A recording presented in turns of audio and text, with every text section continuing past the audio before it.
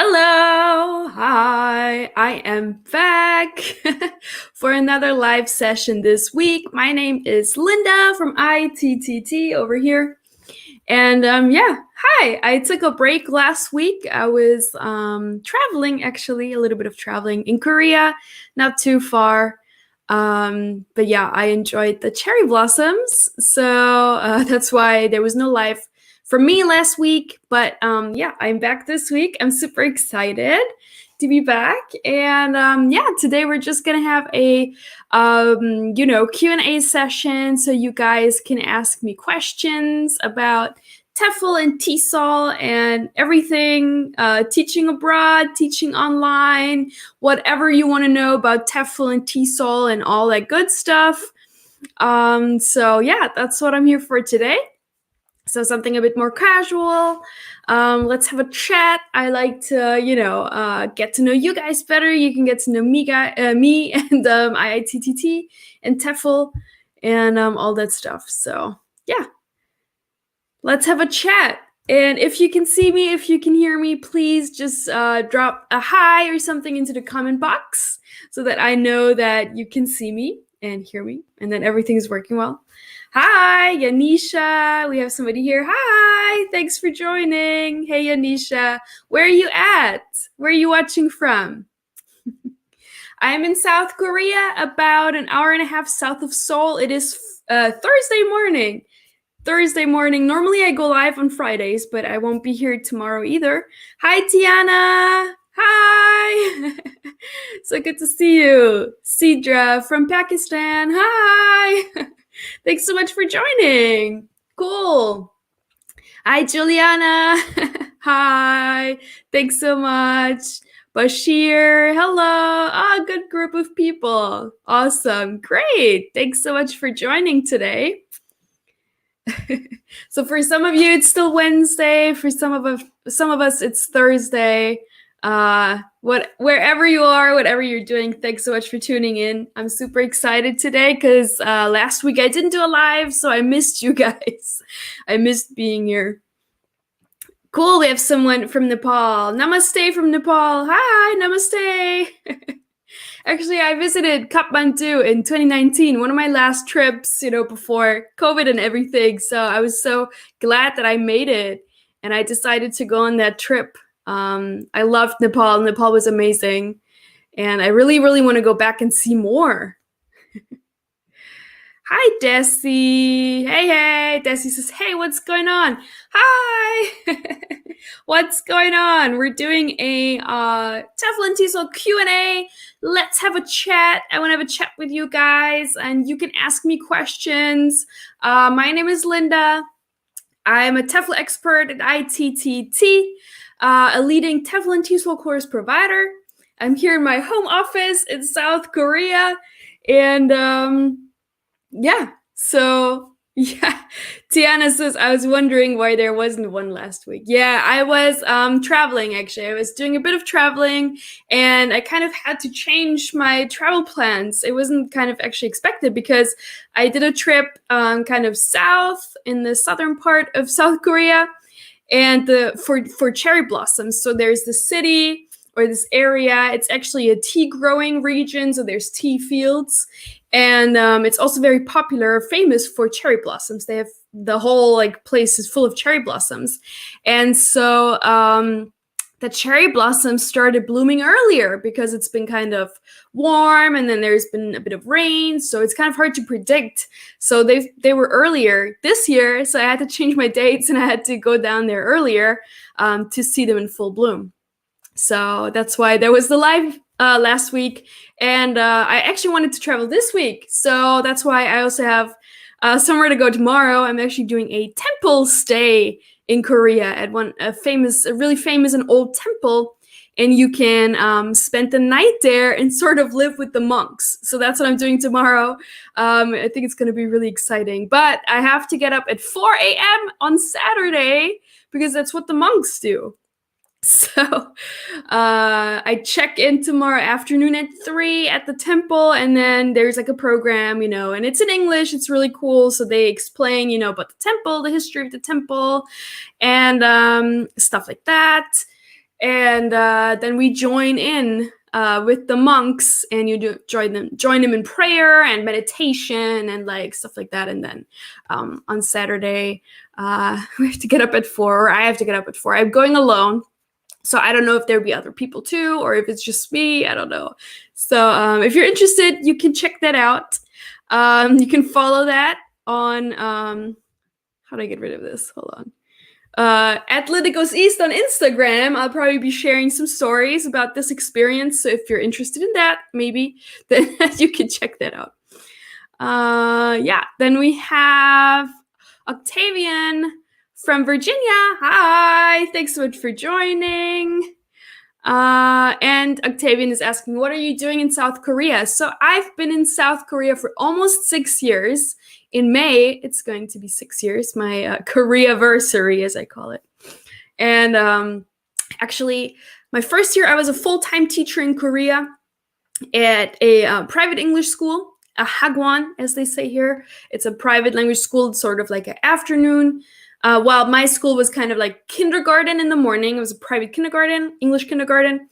And then in the afternoon, we had like elementary school kids. So they would come to that school after their regular elementary school. So that's what I did. And yeah, that's what I did my first year. And then I started working full-time for ITTT. And so that's what I do. And I still teach, some business classes in Korea, or also online classes. So that's been really fun. Yeah, so that's what I do. And Giuliano says, hello, Linda, again. Today I won't bother you, I promise. Oh, you didn't bother me? Why? You didn't bother me. You'd never bother me. I love interacting with you guys. So ask as many questions as you like, and, make your comments. And like, that's what I like, our exchange of information. So that's really cool. Sidra says, we cannot travel a lot because of COVID. Yes. I mean, South Korea is very small. So when I say travel, it was just 3 hours away where I went. So it's not really, super travel. And like, I was driving by myself. So yeah, there was not really a lot of contact with other people. And, people are wearing masks, and there are a lot of restrictions, even like at the cherry blossom places, because that's really a thing now. The cherry blossoms, it's cherry blossom season. So a lot of people usually go out to see them. And a lot, especially in Seoul, a lot of cherry blossom places actually got like shut down. You can't go there, you can't see them, or only from, I think, 5 a.m. to 9 a.m. you can go. So it's very restricted.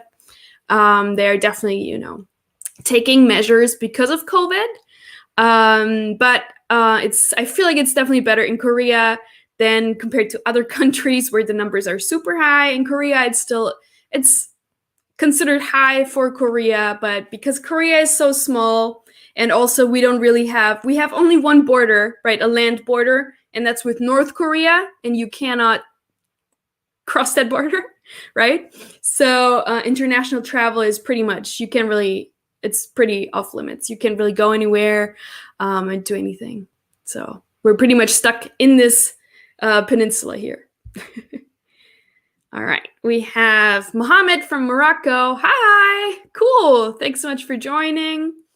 Octavian says, wow, thank you for answering my question. I appreciate you. I would love to meet a teacher like you in Virginia to prepare me very well for the LSAT. Cool. Yeah.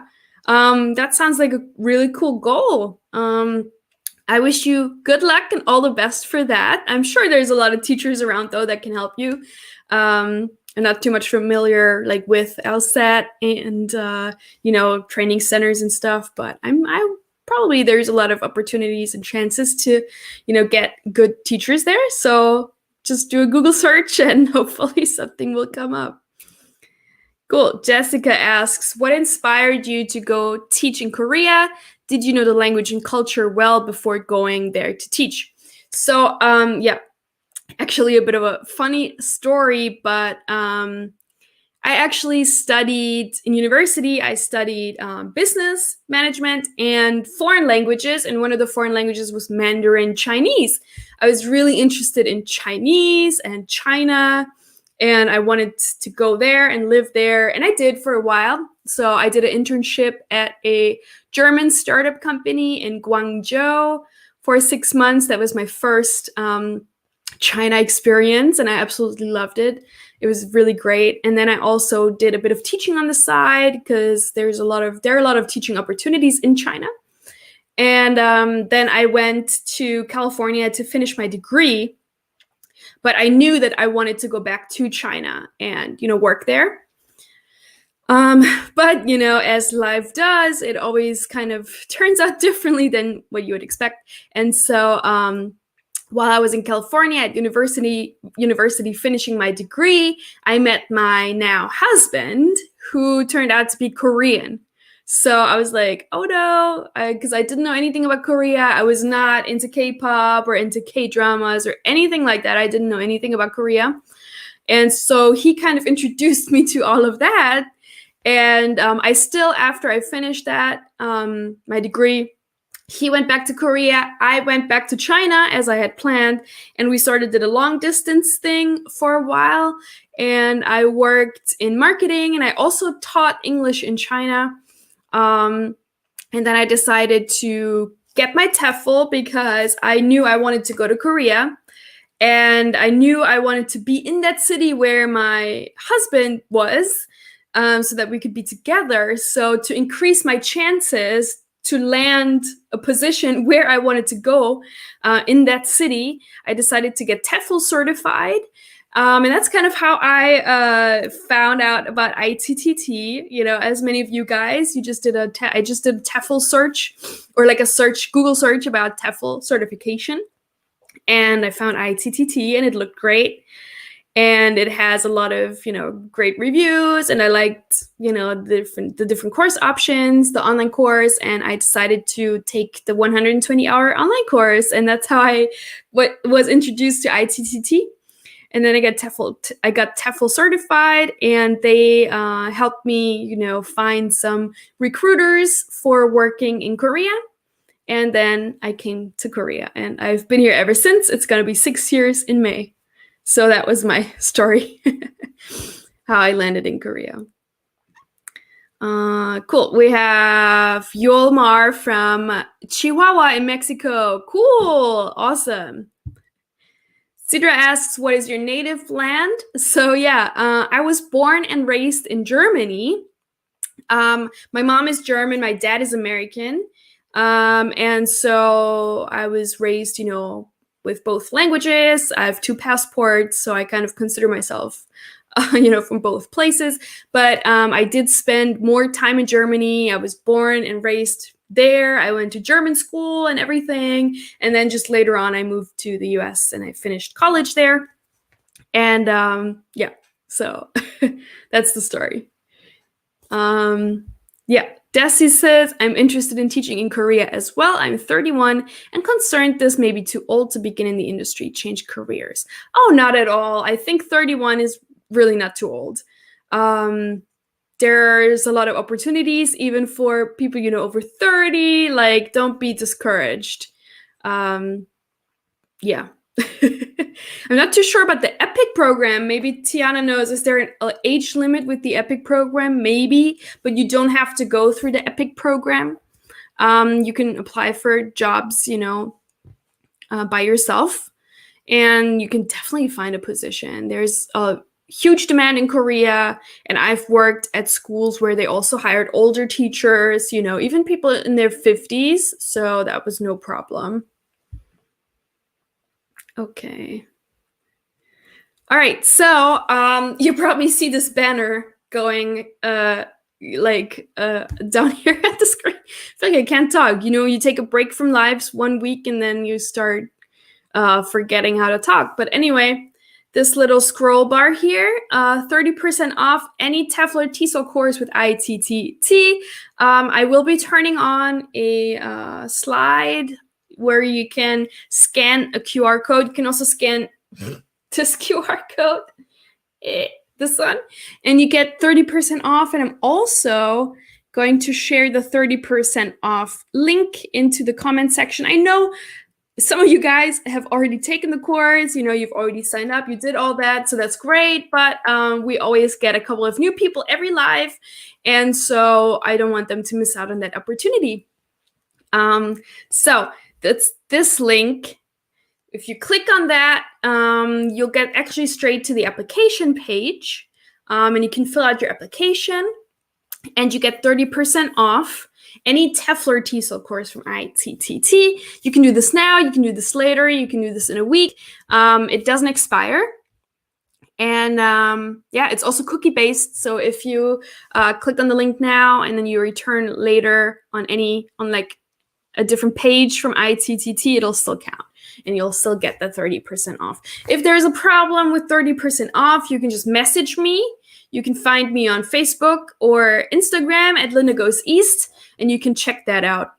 And then if there's a problem, maybe with the coupon, or if it doesn't work for some reason, you can just reach out to me.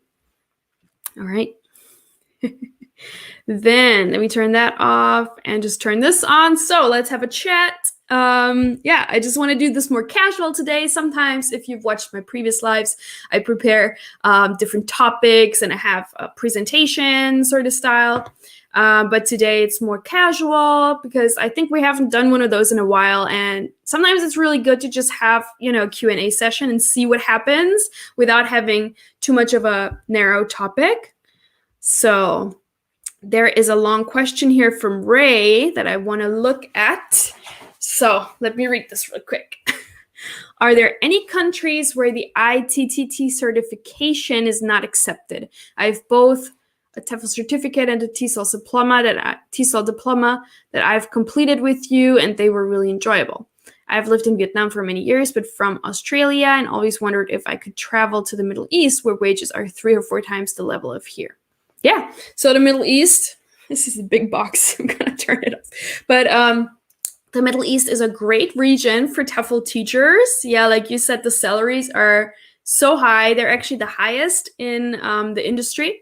So the Middle East is a great place to go if you're looking to make the most money, which, a lot of us are, obviously. So that's great. Vietnam, also great. I'm sure you had a great time there. No, so our TEFL certifications are internationally accredited, internationally recognized. They're valid everywhere, and there's no problem with that. I have my certificates here so I can show you guys. Here, for example, that's the 120-hour certificate, and every certificate has oh my gosh, can you see that? Has a unique number here at the bottom.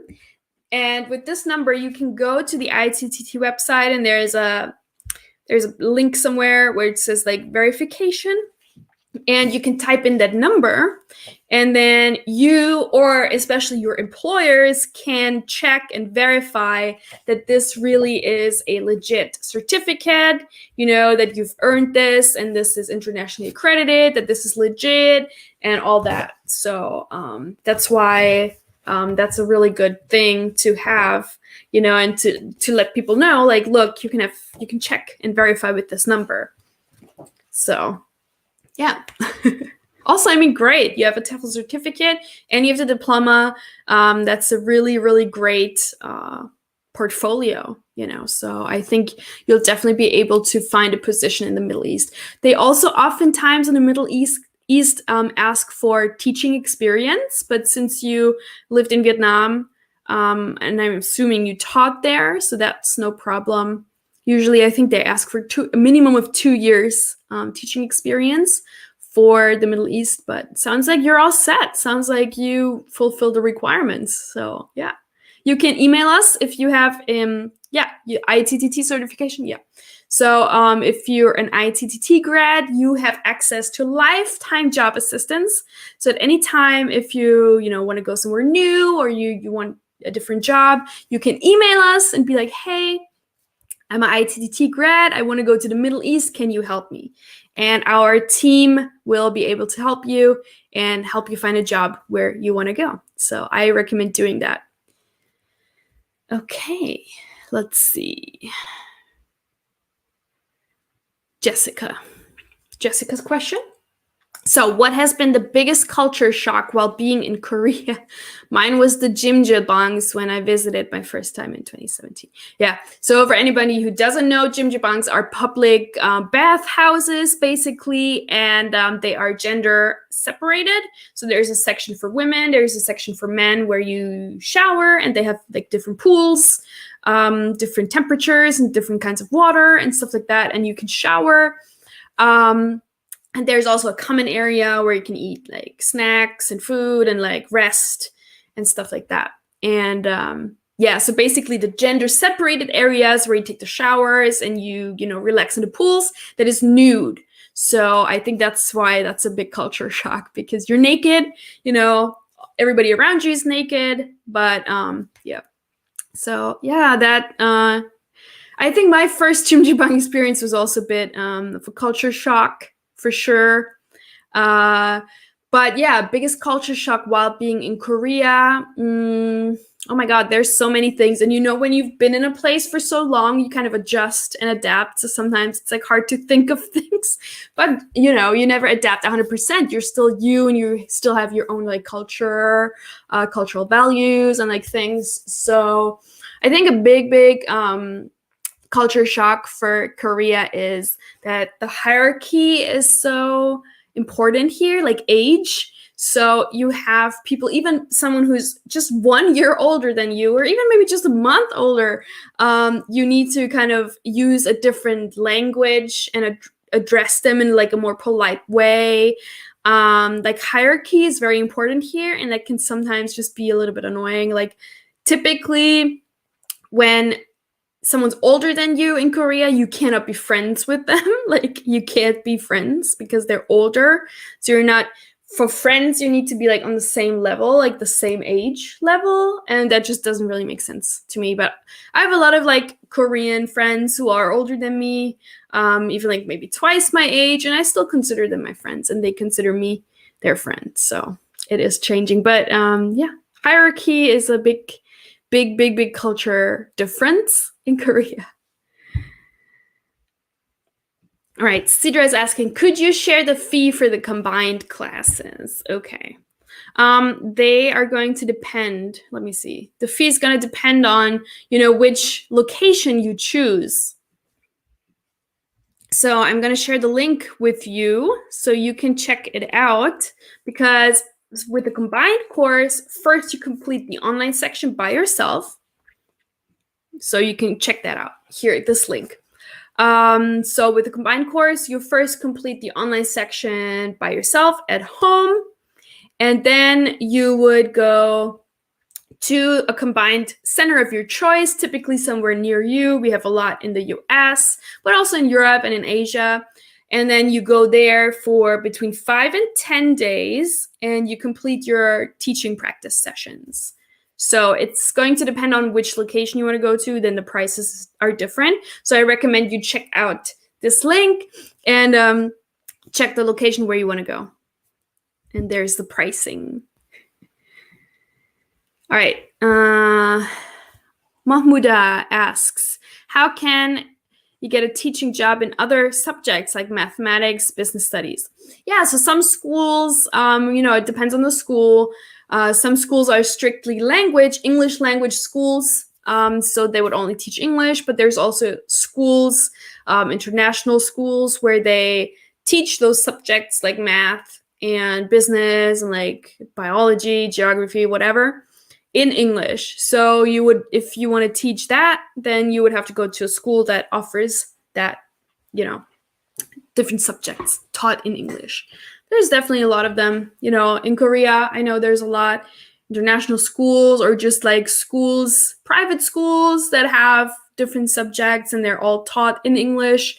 So you can definitely find that. You just have to do a little bit of research, look at the job description, look at what kind of school it is, and then you can definitely find that. Yeah, that's pretty common.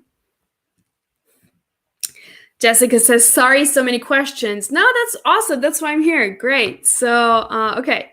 I'm a single mom interested in teaching in preferably Korea. Is this possible? Would they even consider me? Do you know some challenges that would come into my path if I tried to reach this goal? Yeah, so I think I'm not even sure how that works with the visa, but I would assume that if you get a teacher visa, the teacher visa is an E2 visa. You would have to ask, at the embassy maybe if that visa also covers your child. I assume it would, but I'm not sure. But even like in the interview process, if you say like, yeah, you're a mom, I don't think that's much of a problem. I don't think they would, see that as a negative thing.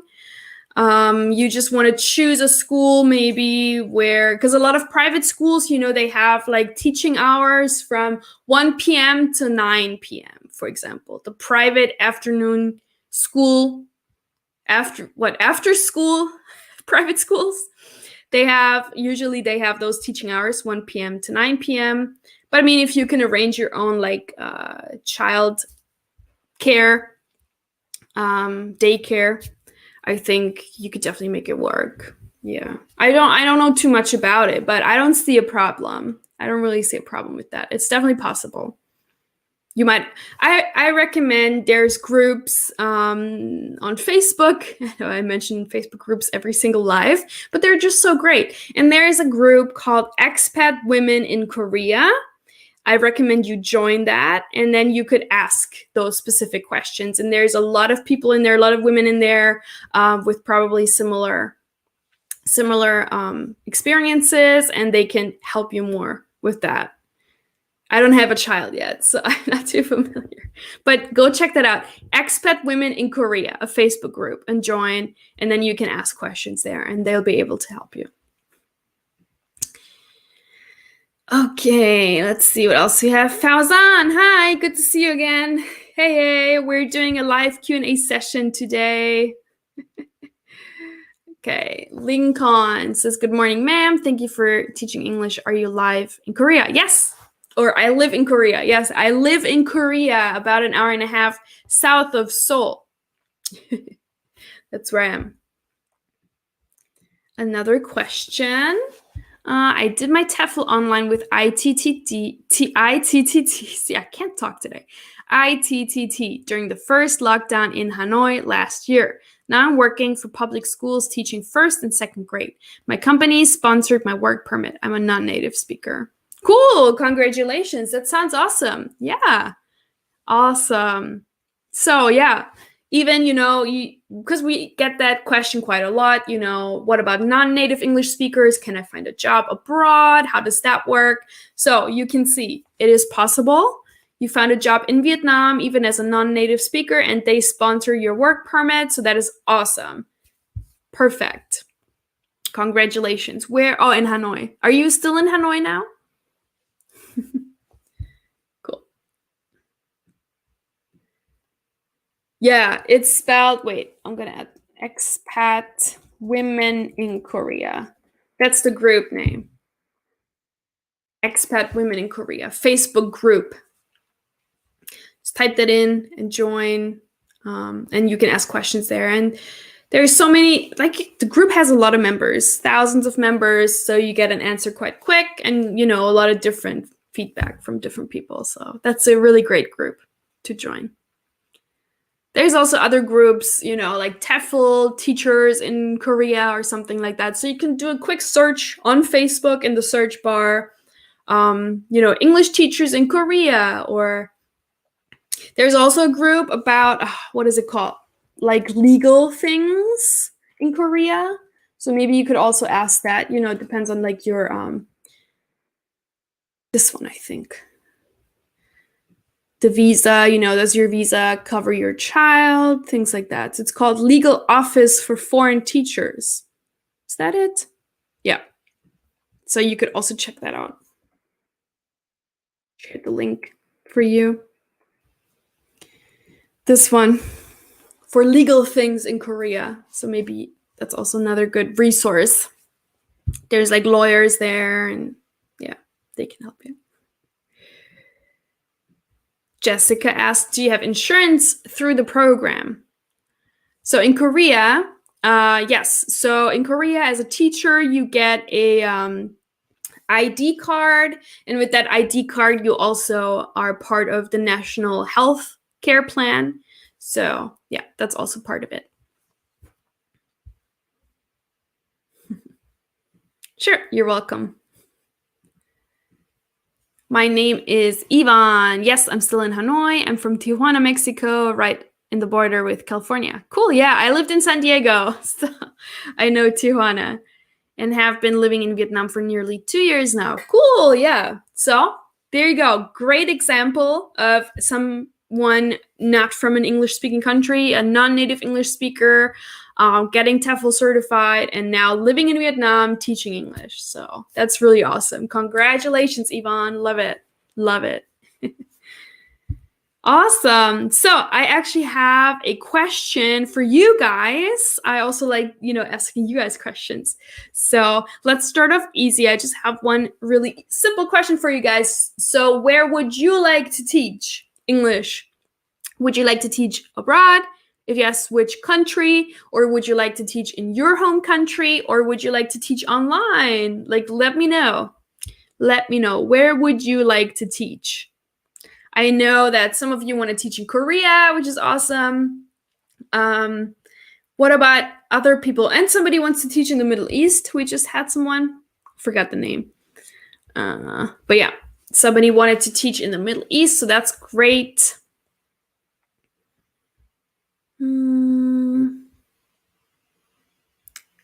All right, Fauzan wants to teach in Saudi. Cool, really hope so. Yeah, where are you at right now?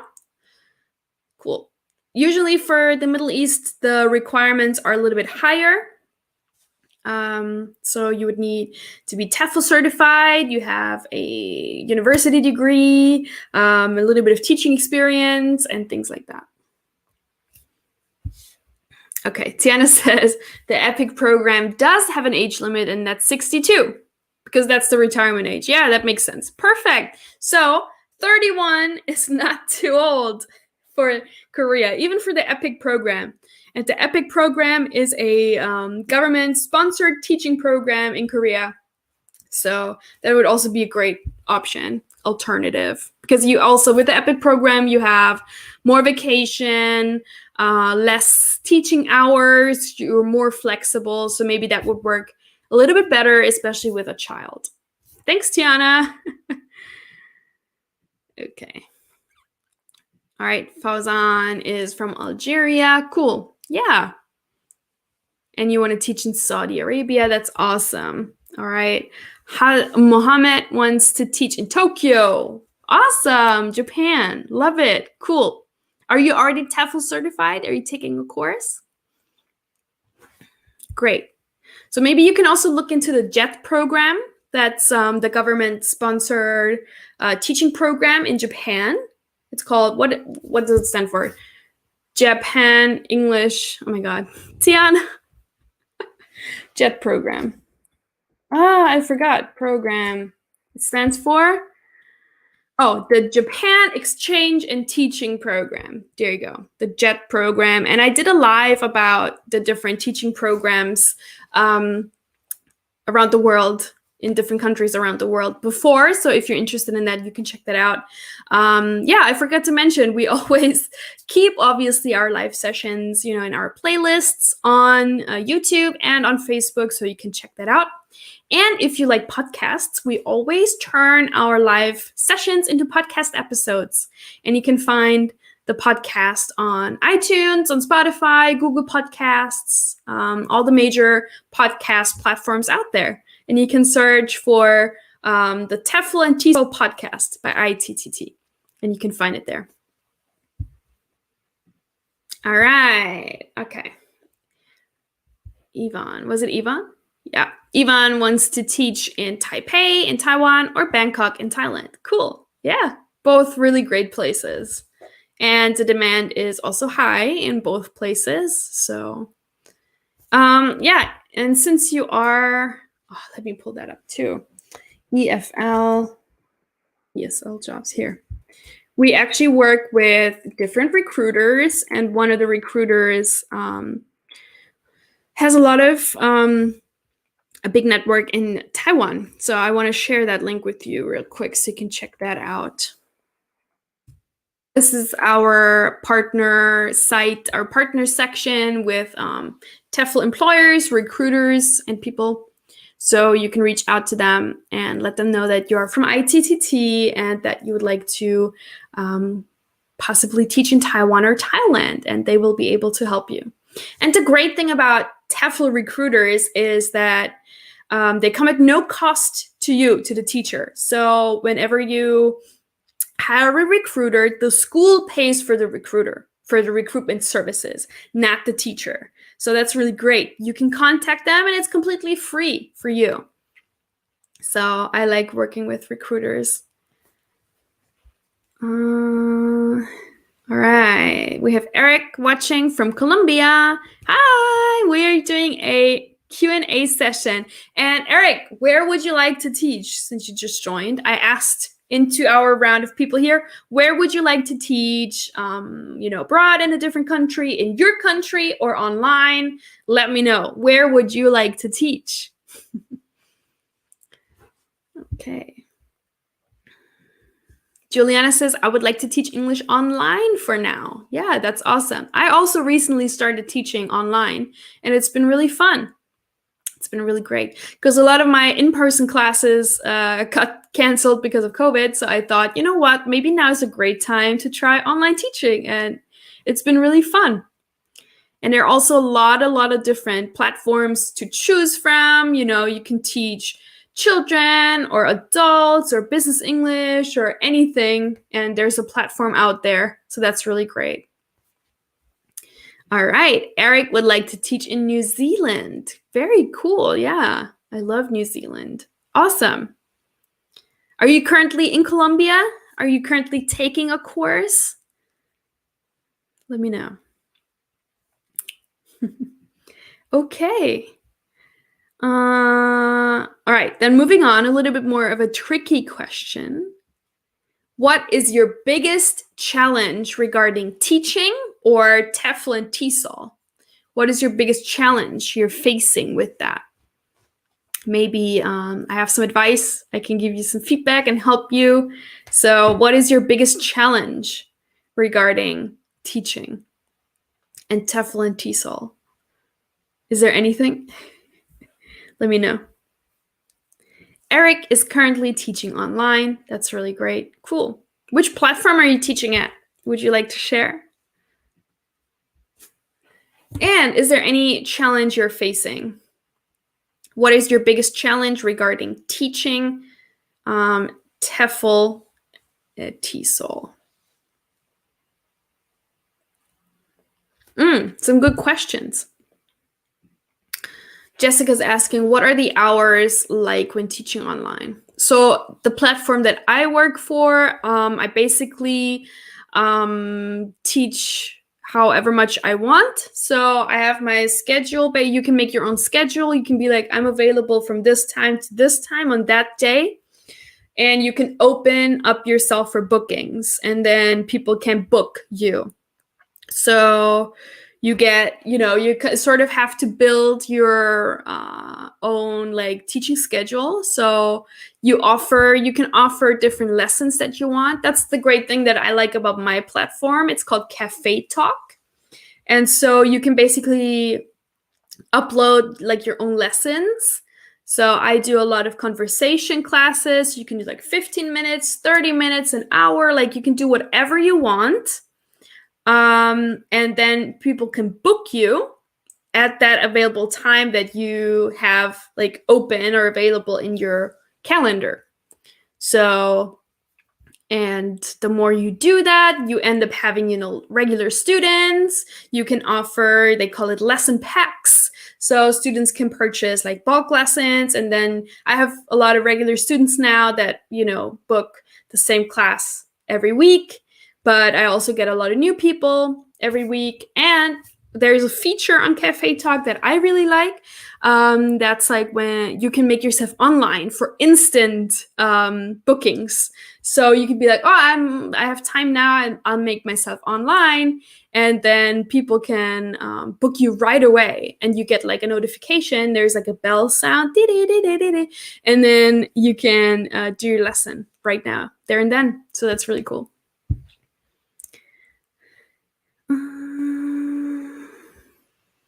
Okay, Eric says, my country of residence is Ecuador, but I'm originally from Colombia and I just use Zoom. Oh, cool. Yeah, that's really great too. So that's a great way to find your own students and then to teach without any platform. So that's really great, because the platforms, they do take a chunk of your money, right? Because they have to make money too. So that's sort of the downside of, the platforms. But if you work for a well-known platform, you're always going to get students, right? So that's a pro and con always with those kinds of things. I definitely agree. John is asking, how do you develop lesson plans if you have never taught before? Yeah, so that's the great thing about, a TEFL course, because our TEFL courses teach you how to develop lesson plans, how to create a lesson plan, and how to, create a good lesson plan that your students will like and that works for you. So even if you never taught before, that's where, why a TEFL course is so important, right? Especially as a new teacher, because it teaches you all of those things. And with our TEFL courses, what's great is that you get a lot of lesson planning practice, and that material from the course, you can save it, you can print it out. There's a lot of lesson plan examples, and you can sort of make your own binder full of materials that you can keep forever. And then you can, keep the lesson plans, and you can just tweak and adjust them to whatever lesson you need it for. And there's so many online resources actually for lesson planning as well. If you Google ESL lesson plan for young learners or whatever it is, and then there'd be a lot of stuff available to you. You can download as well. Yes. Okay. The biggest challenge, Mohamed. The biggest challenge faced in the TEFL industry, in my opinion, is practical one rather than theoretical. For example, I cannot apply what I have studied theoretically. Yeah, and that's quite normal, I would say. So don't be worried about that. So especially as a new teacher, you take your TEFL course, you learn about the theory of teaching, and obviously in reality, in like the practical part is obviously very different, because also you never know like what to expect. Every student is different, so you never know what you're gonna get. And that's the thing about teaching. Even though you take your TEFL course, which prepares you a great deal, then your training sort of doesn't stop. Your training is always going to continue as long as you are a teacher, right? So your first class is not going to be perfect. Your second class is not going to be perfect. Neither is your third or fourth class, right? It just takes time. And over time, the more you teach, the more lessons you take, the more time you spend with the same student. You get to know your student and what they need, what they don't need, and things like that. That makes you also better as a teacher. So, yeah. It kind of goes like both ways, right? So you need the TEFL to obviously kind of get into it and understand teaching methodologies, but then like applying them, obviously in reality in your actual classroom, does take time. It's not, and nobody expects you to like be perfect, and schools also know that, right? When they hire you and you're a new teacher, they know that you're not going to be, an amazing teacher right away. It takes time. And so typically at schools, they will have the older teachers help the new teachers. And at my school, at least, we had to listen in before we actually taught. It was a week or even 2 weeks of observation where we had to sit in the classroom and watch the other teachers teach first and take notes and learn from that, because also every school has their own teaching style, their own system.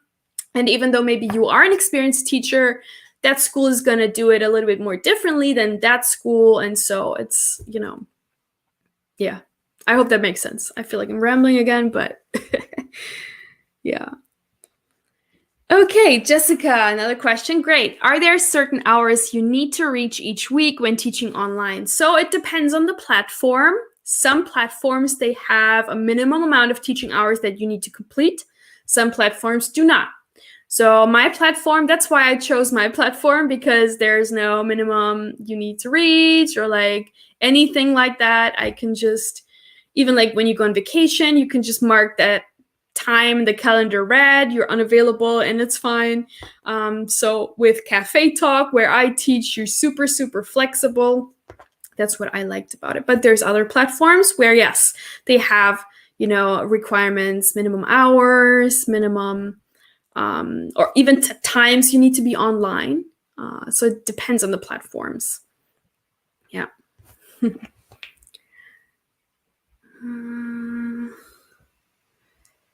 Let me see. All right, Eric.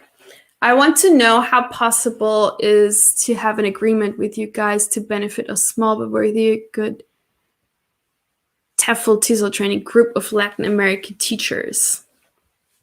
Is that a discussion in the comments? Hold on. I don't follow. Sorry. But I'm sure there's groups, on Facebook for Latin American teachers, for sure. I'm sure there's a lot of Latin American teachers out there. You can just search. Okay, another question from John. Is getting a job right after completing the TEFL course fairly easy or quick? Yeah, I mean, it depends on, where you want to teach. The more flexible and open you are in terms of what kind of school, what kind of students, what kind of location, it's going to be more quick. If your options are very narrowed down, you're like, oh, I want to be in Beijing. It has to be Beijing. It has to be, a private school, whatever, then maybe it takes more time to find that perfect fit. But generally, it's very quick. The more flexible you are, the better and the quicker. And, once you have your first teaching experience, even if it's just a year, you work for one school for a year, that's very valuable. And once you are in a location, for example, China, you work in China for a year, you can make your connections there. Networking, and that just happens naturally because you get to meet other teachers and they tell you what they did before, or friends, other teachers at other schools, and oh, that school actually sounds better, let me apply there. So you kind of start networking and you can find more opportunities once you're there. So even if your first teaching job is not, the dream teaching job, it's not the perfect job, it's still very, very important for your experience and for networking. So yeah, hope that makes sense. All right, Yvonne says, I teach large groups, so class management was important to learn. I don't lesson plan because my company has its own system, books and software, but the lesson plans are flexible, so I can add or remove. Yeah, I can add or remove content easily depending on the lesson I'm going to teach. Cool, yeah, that's great. So that also depends on the school. Some schools, like the Korean kindergarten where I used to work at, we had all the curriculums, all the lesson plans were already made from the headquarters, because this school is all over Korea. It's a big chain. So you don't have to do any lesson planning, basically. You just go in, show up, and obviously you prepare, but you don't have to do any planning and figure out what activities to do or whatever. You get that from the school. So that was really great. But some other schools give you more flexibility. You have to plan your own lessons. You have to make your own materials and things like that. So it depends on the school. Yeah. Okay. Time for another question. And I'm going to drink a little bit of coffee. My throat's starting to hurt. Which specialized TEFL or TESOL course are you most interested in? And we have at ITTT, we have 3 options. So that is the Teaching English to Young Learners course, we have the Teaching Business English course, and we have the Teaching English Online specialized course. So which of those are you most interested in and why? Let me know. Let me know, let me know.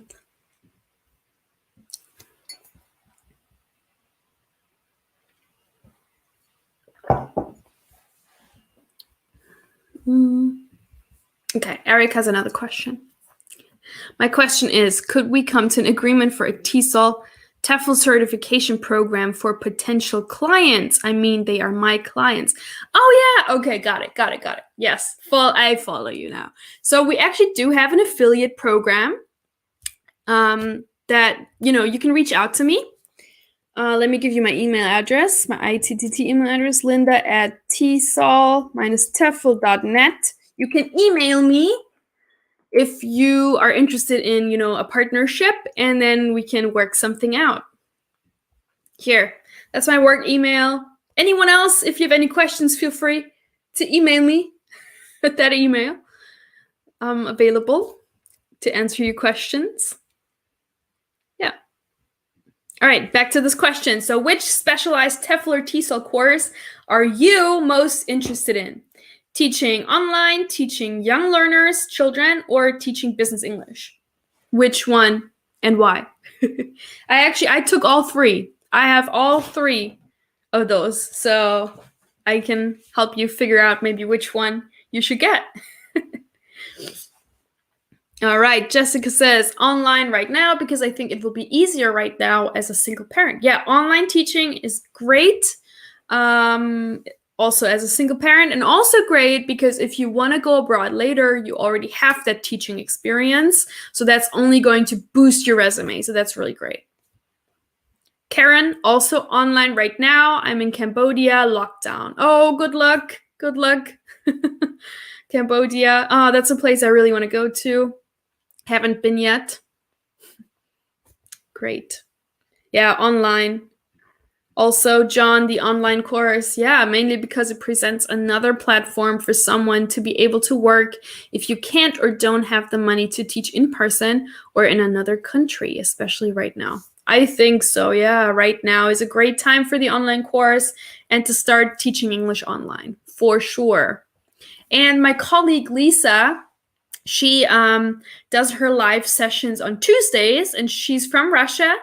And she does a lot of live sessions focused on like the non-native English speaker side of it. So, how to advance in your career, how to get into teaching as a non-native English speaker, and things like that. And she did a live, because she also teaches online a lot. She did a live session about the different online teaching platforms.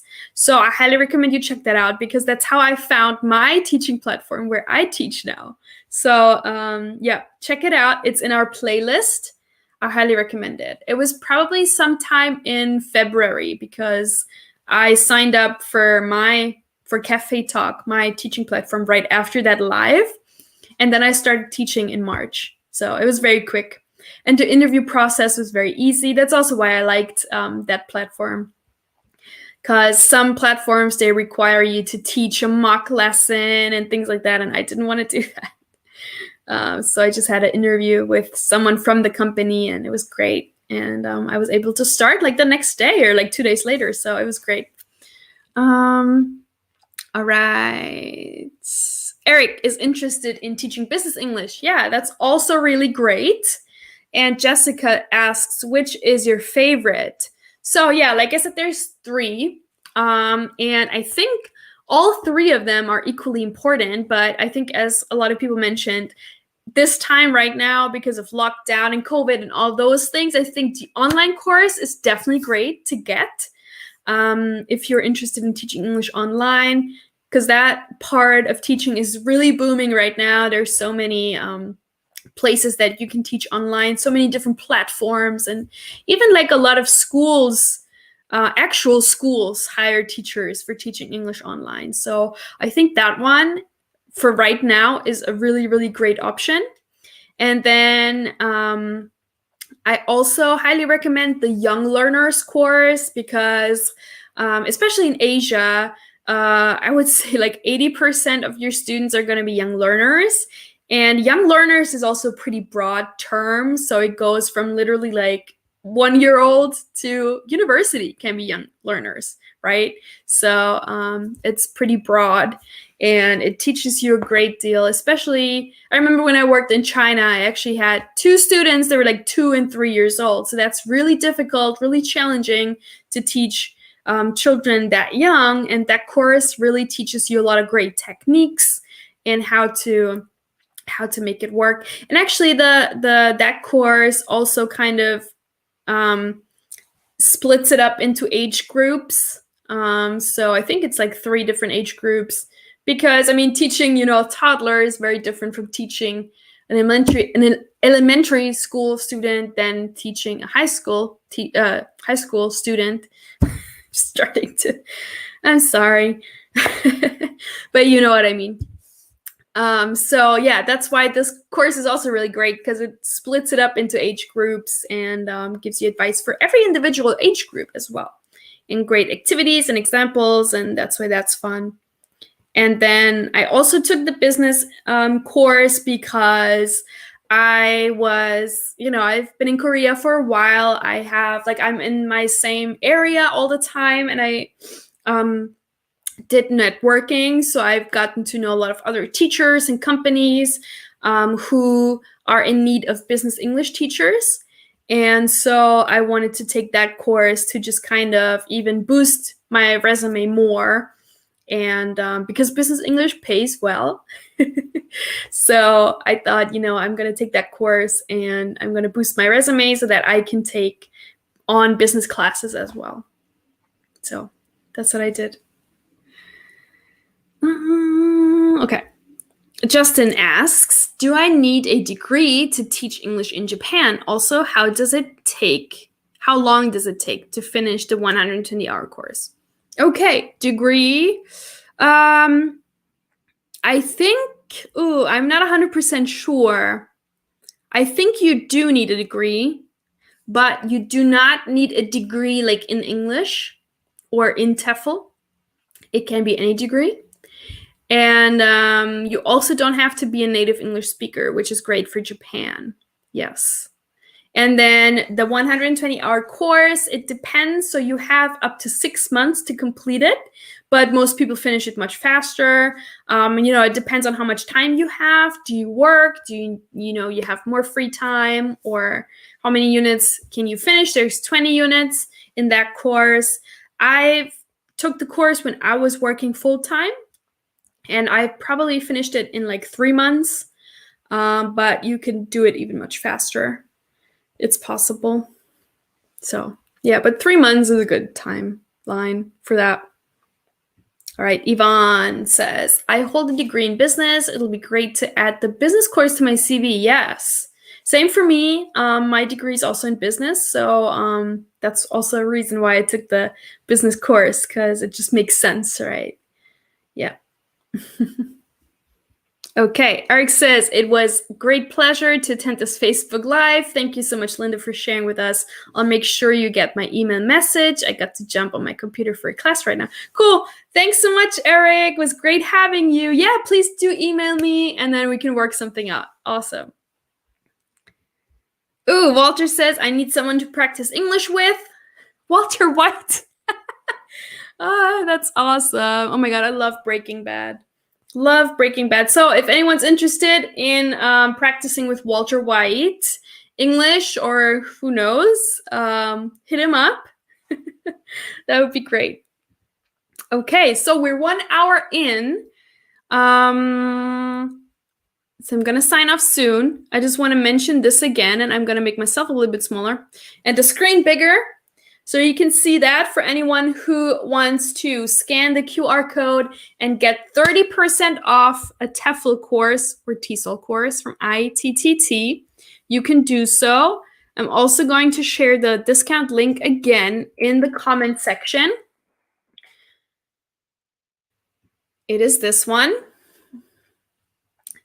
So you can head there and get a 30% discount. You can do this today, tomorrow, a week from now. It doesn't matter. It does not expire. So I highly recommend you do that if you want to take a course or one of the specialized courses. Like we just said, the online Teaching English online course is a great option to take right now, as are the other ones. It always depends on, what you want to do and your goals. So I highly recommend that. But, having those specialized certificates is really great.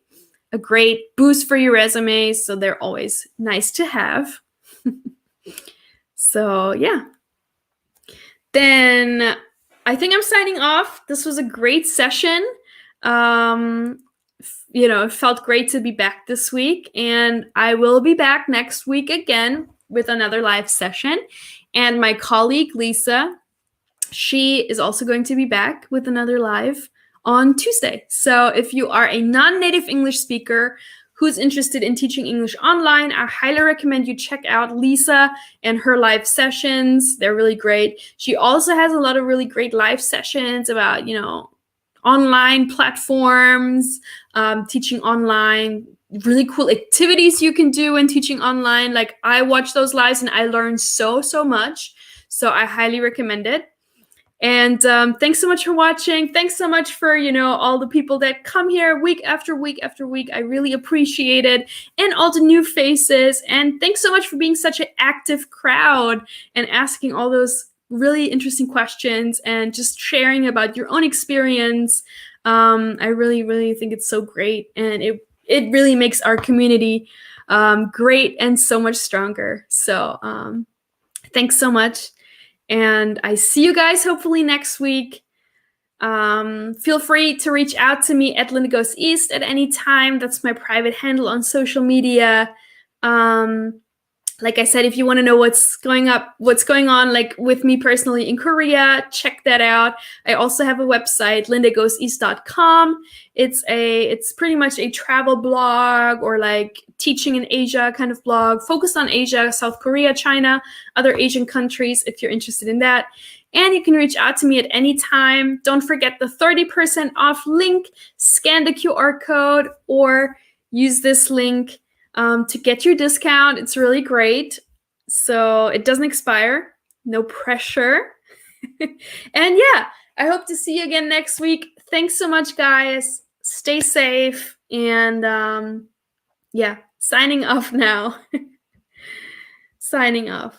Oh, there's another one from Walter White. Yeah, thanks for that. If someone wants to learn chemistry, I teach chemistry in an interesting way. I heard that. Yeah. You guys are hilarious. All right. Thank you. Thank you. Thanks. Have a wonderful day. See you soon, hopefully. Bye. Bye-bye.